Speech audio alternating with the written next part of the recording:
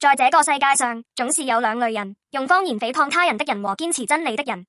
在撒母耳記上第22章中，我們看到被嫉妒和恐懼控制的掃羅王，他被嫉妒和復仇心驅使，不僅追殺大衛，還因為亞希米勒給了大衛麵包和刀，就連他也一起指控。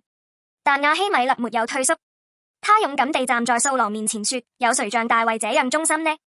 他是你的女婿，你的衛隊長，在你家中受人尊敬，你怎麼能這樣說他？他說了真話，提醒掃羅，大衛不是他的敵人，而是忠誠為他奉獻的人。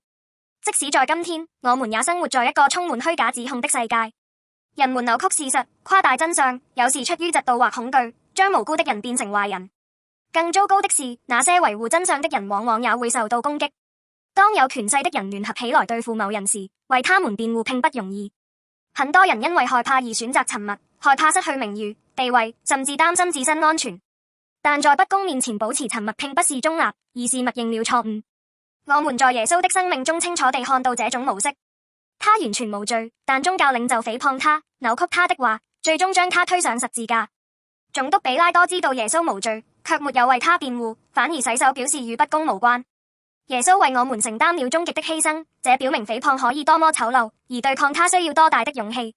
那麼我們該怎麼辦呢？我們不能只聽別人的話就輕易加入指責的行列。說閒話或指責別人很簡單，但我們要追求真相。當有人被不公平地指控時，我們必須鼓起勇氣為他們辯護，即使這會給我們帶來損失，即使別人誤解我們。我們要做堅持正義的人。最終真相總會顯現，上帝看顧一切。